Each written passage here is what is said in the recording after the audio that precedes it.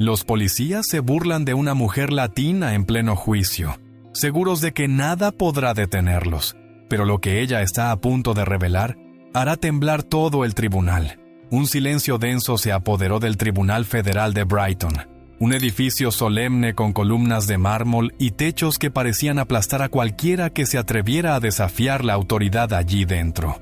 La acusada, una mujer latina de porte elegante y mirada impenetrable, se levantó lentamente de su asiento. Vestía un traje blanco, impecable, que contrastaba con la frialdad de las luces fluorescentes que caían sobre su rostro. Su nombre, Isabella Vargas.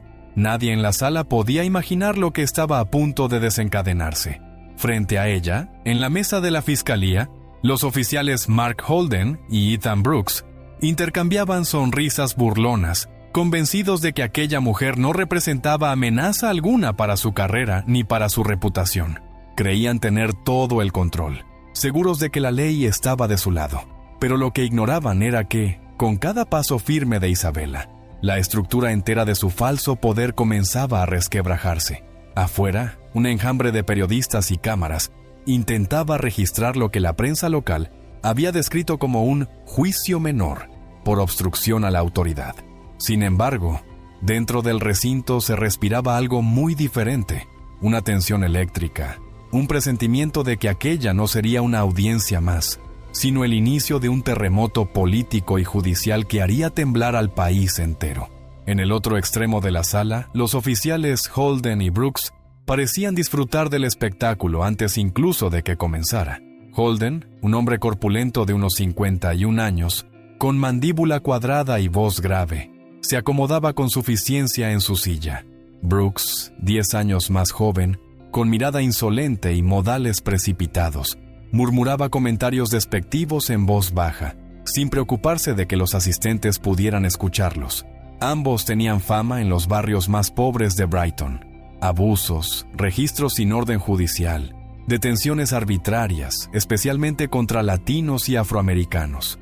Aquella reputación de hierro les había convertido en figuras temidas, pero también intocables. «Esto será rápido», dijo Brooks, inclinándose hacia su compañero. «No puedo esperar a verla intentar defenderse. Todas son iguales. Creen que tienen derecho a cuestionarnos». Holden soltó una carcajada ronca, cruzando los brazos con arrogancia. «Déjala que hable. Cuanto más hable, más se hunde. Hoy aprenderá a no meterse con nosotros». En ese momento, la jueza Margaret Sloan, de rostro severo y gafas pequeñas, entró en la sala con paso firme. El golpe de su mazo pidió silencio, y de inmediato todos los murmullos se apagaron. Su semblante transmitía disciplina y frialdad, pero hasta ella parecía percibir que aquel día no sería rutinario. La acusación contra Isabella había sido presentada como un simple caso de obstrucción. Supuestamente, había interferido en una operación policial en curso. Sin embargo, los detalles eran vagos, imprecisos, casi deliberadamente confusos. Nadie sabía con exactitud qué había sucedido aquella noche en el barrio de Westbridge, pero algo en la calma serena de Isabella indicaba que lo que estaba a punto de revelarse trascendía cualquier expediente judicial. Aquella no era una mujer común, ni una acusada cualquiera. Isabella no había llegado con séquitos ni limusinas. Caminó sola hasta el tribunal, acompañada únicamente por su abogado, Samuel Ortega, un hombre mayor de cabello plateado y voz pausada, cuya experiencia imponía respeto, y por su joven asistente, Elena Morales, de apenas 26 años, discreta y meticulosa en cada detalle. Ninguno de los tres pronunció palabra al atravesar el pasillo abarrotado de periodistas. Afuera, las cámaras buscaban captar cualquier gesto, pero Isabella se limitó a mirar al frente, como si ya supiera exactamente cuál sería el desenlace. Dentro del recinto, Holden y Brooks la observaban con una sonrisa venenosa, convencidos de que la veían derrotada incluso antes de que comenzara el juicio. Holden, con la chaqueta del uniforme ligeramente abierta, murmuraba frases de desprecio. Brooks, más impulsivo, no dejaba de lanzar miradas altaneras hacia la acusada, como si su sola presencia fuese una ofensa. La jueza Sloan hojeaba los documentos con rigidez, mientras el personal del tribunal ajustaba micrófonos y organizaba los asientos. Todo parecía seguir el protocolo de una audiencia ordinaria. pero la atmósfera del lugar traicionaba otra verdad.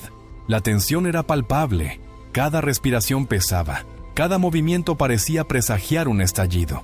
La acusación oficial afirmaba que Isabella había impedido que los agentes cumplieran con su deber durante una intervención en Westbridge. Sin embargo, entre los asistentes circulaba un rumor inquietante, que lo ocurrido aquella noche no había sido una simple intervención policial, sino un abuso encubierto. Isabella, sentada con las manos entrelazadas, mantenía un rostro sereno, casi imperturbable, pero la ligera tensión en su mandíbula revelaba la gravedad con la que asumía aquel proceso. No había miedo en su mirada, solo una certeza inquebrantable. Ese día, la verdad sería desnudada frente a todos. La fiscal Claudia Jensen fue la primera en ponerse de pie. Su voz, clara y cortante, resonó en la sala al describir a Isabella como una mujer arrogante que había obstruido deliberadamente una operación legítima. Cada palabra estaba medida, cada gesto ensayado para construir la imagen de una agitadora imprudente, una amenaza al orden público disfrazada de ciudadana preocupada. Holden y Brooks asentían satisfechos, seguros de que la fiscalía pintaba el cuadro perfecto para enterrarla. Isabella, en cambio, permanecía inmóvil. No reaccionaba a las acusaciones ni a las miradas cargadas de odio. En lugar de eso, fijaba sus ojos en los miembros del jurado, uno por uno, evaluando cada rostro, cada gesto. Algunos la observaban con curiosidad, otros con desconfianza, pero ella no parpadeaba, no retrocedía. Había estado en suficientes escenarios tensos para reconocer el peso de un prejuicio cuando lo veía, y sabía que en ese tribunal lo enfrentaría de frente. Entonces llegó el turno de la defensa.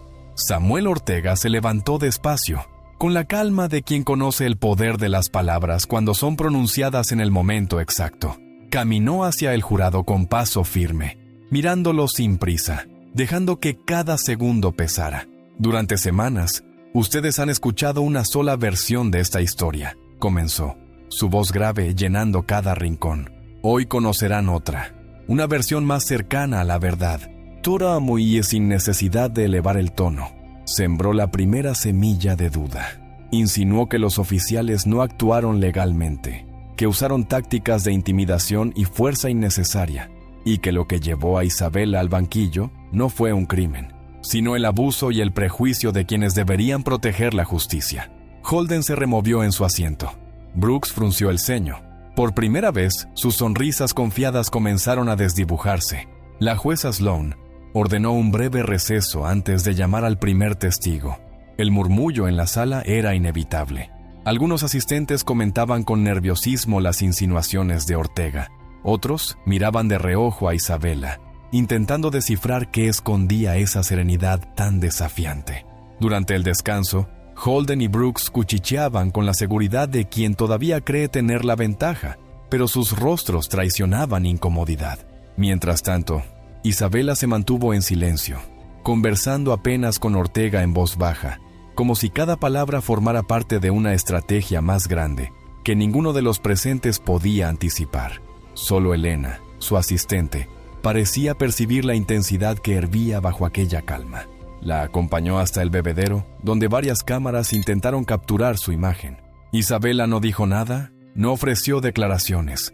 Solo dedicó una leve sonrisa y un gesto cortés con la mano, como si quisiera transmitir que nada de lo que estaba sucediendo la perturbaba. Los periodistas murmuraban teorías. Algunos aseguraban que aquella mujer tenía conexiones políticas, otros que era parte de una organización de derechos civiles. Pero la verdad era mucho más profunda de lo que cualquiera podía imaginar. Este juicio para Isabella no era únicamente un intento de limpiar su nombre. Era la oportunidad de exponer un sistema corroído desde adentro, una red de corrupción y prejuicio que había sobrevivido durante años bajo el silencio y el miedo.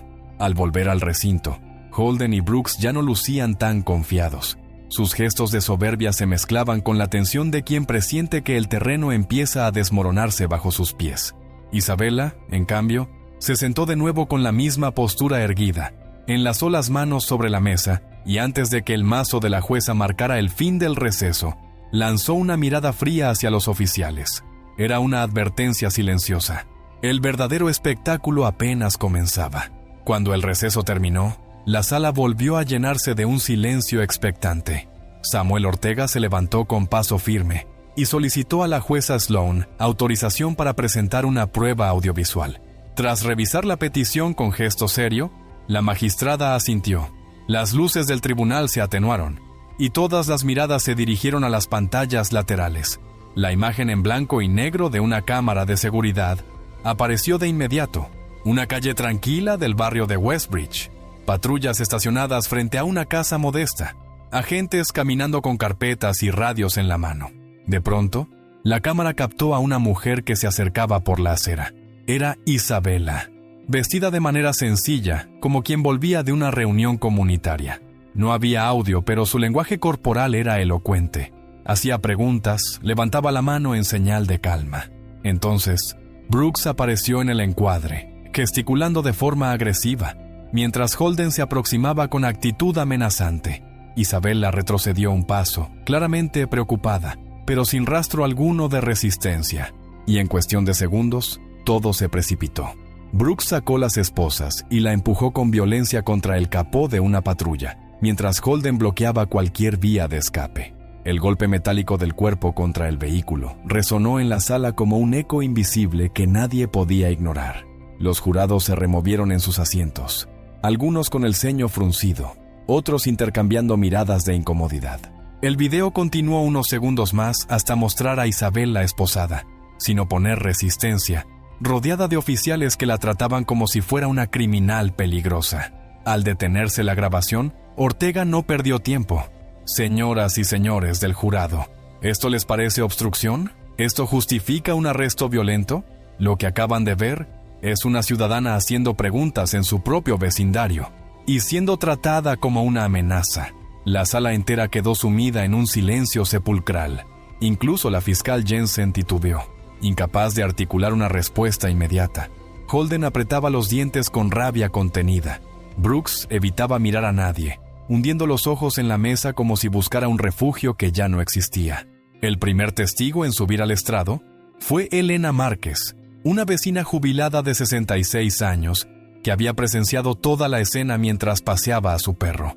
Su caminar era pausado, pero su voz salió firme y clara, sorprendiendo a más de uno en la sala. Ortega la saludó con respeto y comenzó. «Señora Márquez, ¿podría contarle al jurado lo que vio aquella noche?» Elena se acomodó en el asiento, respiró hondo y relató sin vacilar. Vi a la señora Vargas acercarse con calma, preguntando qué sucedía. Reconoció a la anciana dueña de la casa, que había tenido problemas con la policía antes. Isabela no levantó la voz, no insultó, no amenazó, solo quería entender. Y lo que hicieron esos oficiales fue vergonzoso. La empujaron, la esposaron como si fuera una delincuente peligrosa. Sus palabras cayeron como piedras en el silencio de la sala. Holden se removió incómodo. Brooks apretó los labios en una línea rígida. La fiscal Jensen intentó desacreditarla insinuando que su edad podía afectar su memoria, pero Elena respondió con dignidad. «Solo necesito gafas para leer, no para recordar lo que vi, y lo que vi fue un abuso». Un murmullo recorrió el tribunal, y varios miembros del jurado anotaron con rapidez cada detalle de su testimonio. Isabela observaba en silencio, sin intervenir, pero la intensidad de su mirada hacia los oficiales era suficiente para desnudar la fragilidad de su defensa. Afuera, los pasillos del tribunal comenzaron a llenarse de rumores. Periodistas comentaban el impacto del video y el relato de Elena. Algunos recordaban denuncias previas contra Holden y Brooks, que nunca prosperaron, y otros empezaban a preguntarse con insistencia, ¿quién era realmente esa mujer? ¿Por qué dos oficiales tan curtidos parecían perder el control frente a ella? Ortega sabía que la pregunta flotaba en cada mente de la sala, y que cuanto más tardara en responderse, mayor sería el golpe cuando la verdad saliera a la luz. En la pausa posterior al testimonio de Elena, el ambiente del tribunal era casi irrespirable. Los pasillos se llenaron de periodistas que debatían a toda prisa el posible desenlace, mientras las redes sociales comenzaban a inundarse de fragmentos del video y titulares incendiarios. En una pequeña sala lateral, Isabela se reunió con Ortega y con Elena. El abogado, con gesto serio, le advirtió: «El testimonio fue sólido, pero ellos intentarán destruirla. No podemos depender solo de testigos. Tarde o temprano tendremos que revelar quién eres realmente. Isabella enderezó la espalda y respondió con calma. Lo sé, Samuel, pero quiero que sigan subestimándome. Necesitamos ver hasta dónde son capaces de mentir bajo juramento. Elena, que hasta entonces había guardado silencio, intervino con firmeza. Acabo de recibir una llamada del subsecretario León. Quiere una actualización inmediata del caso. Isabella asintió levemente, agradeciendo la lealtad de su asistente. Washington observaba de cerca, pero ella sabía que millones de ciudadanos comunes no contaban con ese respaldo, y esa era la razón por la cual no podía permitirse flaquear. Mientras tanto, en el otro extremo del edificio, Holden y Brooks discutían con la fiscal Jensen. Estaban tensos, alterados. La seguridad con la que habían entrado en el tribunal se desmoronaba poco a poco. Helen exageró. Es una anciana confundida, insistía Holden con la voz cargada de rabia. Ella nos provocó, nos amenazó, murmuraba Brooks, pero ni siquiera él parecía convencido de sus propias palabras. Jensen, visiblemente irritada, los presionó. ¿Y las cámaras corporales? ¿Dónde están las grabaciones? Brooks bajó la mirada antes de responder con un hilo de voz. Hubo fallos técnicos. La fiscal arqueó las cejas incrédula. Al mismo tiempo, en dos dispositivos distintos, ninguno de los oficiales contestó. El silencio lo dijo todo.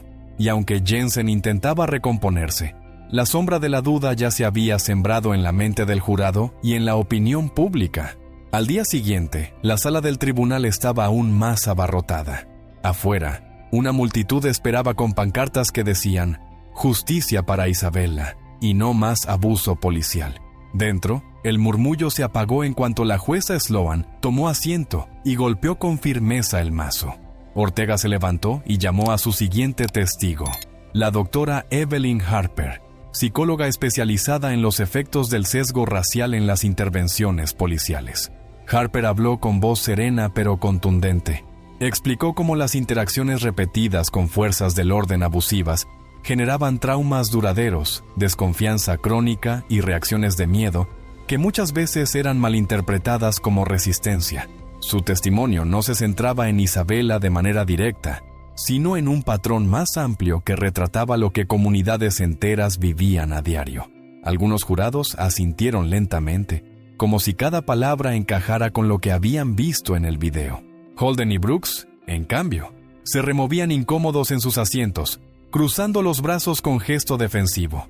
Incluso la fiscal Jensen evitaba mirar a los miembros del jurado por largos minutos. Entonces, Ortega dio un paso más audaz.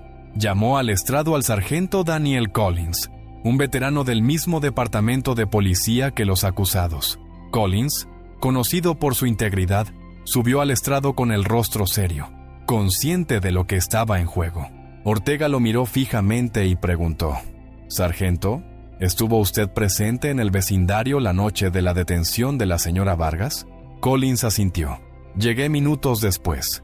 La vi esposada en la parte trasera de una patrulla.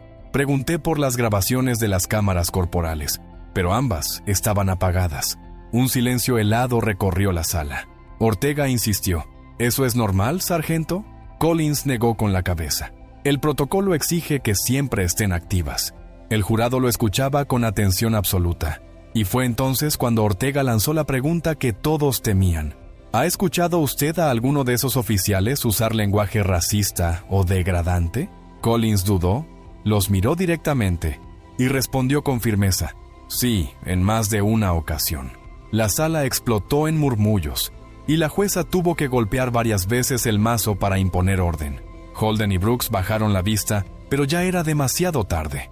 Su credibilidad empezaba a derrumbarse como un castillo de naipes. El ambiente en la sala era insoportable cuando Ortega decidió dar el siguiente paso. Había llegado el momento que había calculado con precisión desde el inicio. Con calma, pidió que su propia cliente subiera al estrado. La tensión se disparó de inmediato. Isabella Vargas, hasta entonces silenciosa, se levantó con la misma elegancia con la que había entrado el primer día. Caminó hacia el centro. Juró decir la verdad y se sentó con la espalda recta, sus ojos firmes y serenos. Ortega no se apresuró. La miró, luego miró al jurado. y preguntó con voz grave: «Señora Vargas, ¿podría compartir con este jurado parte de su historia personal?». Isabela asintió con un gesto apenas perceptible y comenzó a hablar. Contó cómo había crecido en un pequeño pueblo de Nuevo México, hija de inmigrantes que trabajaban incansablemente para darle una educación. Narró cómo desde niña había presenciado la desconfianza de la policía hacia su comunidad y cómo eso la llevó a estudiar ciencias políticas y justicia criminal. Algunos jurados dejaron de tomar notas y simplemente la observaban, cautivados. Ortega la dejó continuar. Relató su trayectoria profesional, su trabajo en el FBI en casos de derechos civiles y su posterior transición hacia políticas de seguridad nacional. La sala estaba en absoluto silencio. Entonces, Ortega dio un paso atrás, la miró directamente y lanzó la pregunta que cambiaría el rumbo de todo. ¿Qué cargo ocupa usted actualmente, señora Vargas? Isabela sostuvo la mirada un instante y respondió con firmeza: «Soy la directora recién nombrada del Departamento de Seguridad Nacional de los Estados Unidos». El estallido fue inmediato. Periodistas se levantaron de sus asientos. Algunos jurados abrieron los ojos con incredulidad. La jueza Sloan ajustó sus gafas como si no hubiera escuchado bien. Holden perdió el color en el rostro. Brooks se desplomó en su silla. En segundos, toda la narrativa de la fiscalía se derrumbó. Aquella no era una ciudadana común acusada de entrometerse. Era la máxima autoridad en seguridad nacional, esposada como si fuera una delincuente cualquiera. El efecto de aquella confesión fue devastador e inmediato. En cuestión de minutos, los pasillos del tribunal hervían de rumores y las redes sociales explotaban con titulares que se viralizaban a velocidad de vértigo. Directora de Seguridad Nacional arrestada en Brighton. La mujer que desafió a 2 oficiales corruptos. El juicio que sacude a la policía. Afuera, los manifestantes duplicaban su número, coreando su nombre entre pancartas improvisadas. Dentro de la sala, la jueza Sloan tuvo que golpear el mazo varias veces para contener el desorden, pero incluso su voz firme parecía insuficiente frente al estallido de murmullos. La fiscal Jensen, visiblemente nerviosa, intentó recuperar terreno argumentando que el cargo de Isabela no debía influir en el caso, que lo ocurrido debía juzgarse únicamente como una interacción ciudadana con la policía. Pero sus palabras cayeron en saco roto. El jurado ya no veía a Isabela como una mujer cualquiera, sino como la prueba viviente de que ni siquiera la máxima autoridad en seguridad nacional estaba a salvo del prejuicio y el abuso. Holden y Brooks quedaron petrificados. La arrogancia con la que habían entrado en el tribunal se había desintegrado. Ahora eran el centro de una tormenta pública sin precedentes. Sus rostros aparecían en noticieros nacionales, editoriales y columnas de opinión. Cada gesto suyo era analizado como símbolo de la corrupción sistémica. Ortega, por su parte, no desaprovechó la oportunidad. Presentó correos electrónicos en los que Holden se quejaba de demasiados latinos mudándose al barrio y mensajes de texto de Brooks cargados de memes racistas. Aunque ninguno de esos documentos probaba de manera directa la detención, el patrón era innegable: desprecio sistemático hacia las minorías. El jurado, cada vez más incómodo, comenzaban a entender que lo que estaba en juego no era solo un caso aislado, sino la credibilidad entera de un cuerpo policial. Isabela se mantuvo en silencio, con la mirada firme, dejando que las pruebas y su propia presencia hablaran por ella. En aquel instante, quedó claro que el juicio había dejado de ser sobre una acusación menor y se había convertido en un examen público de justicia, poder y verdad. El veredicto llegó tras días de tensión insoportable. La sala estaba llena hasta los pasillos cuando el jurado regresó con la decisión final. La portavoz, una mujer de rostro sereno, se puso de pie y pronunció la palabra que todos esperaban: culpables. Holden y Brooks fueron declarados responsables de arresto ilegal, abuso de autoridad y falsificación de informes oficiales. La jueza Sloan, con voz firme y mirada de acero, los suspendió de sus funciones de inmediato y ordenó vigilancia electrónica mientras aguardaban sentencia. El golpe del mazo retumbó como un trueno, marcando el final de una era de impunidad. Isabela cerró los ojos por un instante y exhaló, como si toda la carga de aquellos días finalmente hubiera encontrado un cauce. Afuera, la multitud estalló en vítores. Sin embargo, ella no buscaba la gloria ni el aplauso. Salió del tribunal en silencio, sin dar declaraciones, apenas alzando la mirada hacia los manifestantes y dedicándoles una leve sonrisa de gratitud. Semanas después, en una ceremonia privada con líderes comunitarios, anunció reformas históricas, auditorías externas de las cámaras corporales, procesos transparentes de quejas ciudadanas y programas obligatorios de formación contra el prejuicio racial en todas las academias policiales. Prometió que cualquier compensación recibida sería destinada a becas para jóvenes latinos interesados en justicia criminal. No se trata solo de mí, dijo con voz firme. Se trata de cada persona silenciada, de cada voz ignorada. Tiempo después, volvió al barrio de Westbridge, donde todo había comenzado. Fue recibida por la anciana dueña de la casa allanada, lágrimas en los ojos, agradeciéndole entre sollozos. Los niños corrían libres en la calle, sin patrullas intimidadoras alrededor. En una de las paredes, un mural recién pintado mostraba a una mujer de traje azul, erguida con la cabeza en alto, junto a la frase: «Preguntar no es delito, exigir respeto es justicia». Isabella lo contempló en silencio, consciente de que la batalla estaba lejos de terminar, pero con la certeza de que el cambio había comenzado. Se marchó con dignidad, no como acusada, sino como lo que siempre fue, una líder que obligó al sistema a mirarse al espejo.